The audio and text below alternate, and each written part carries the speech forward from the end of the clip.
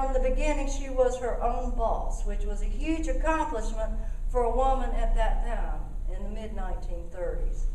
And she was always exploring ways to market herself. Now, RJR was spending a lot of money on Camel cigarettes, and she wanted to figure out how she could get some of that money.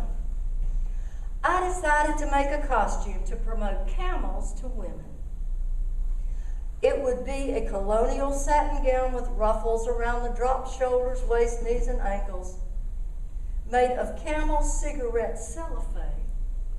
So I went to Mr. Clay's office and asked him for the cellophane and empty Camel boxes to sew at the bottom, so the camels would be marching around my shoulders, waist, knees, and ankles, which you can see up there that she did that, and that dress weighed 30 pounds. There are hermit souls that live withdrawn in a place of their self-content. There are souls like stars that dwell apart in a fellowless firmament.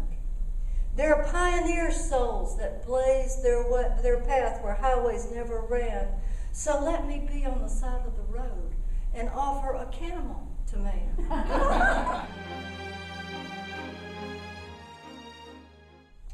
We went to work on the musical. I found parts for 36 students, and they stayed every afternoon after school. And not only those boys, but the other students as well. I want to tell you about the play.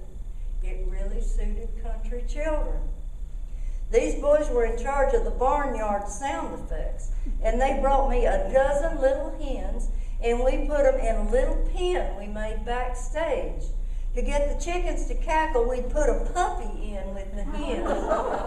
And he'd chase them, and they would just have a fit. And we had a rooster walking around backstage. And when you wanted him to crow, you showed him some corn. And he would crow for the corn. We had the hens cackling and the rooster crowing. There was more going on backstage than there was in front of the curtain. But the chickens and the dogs barking, I learned a lot about chickens then.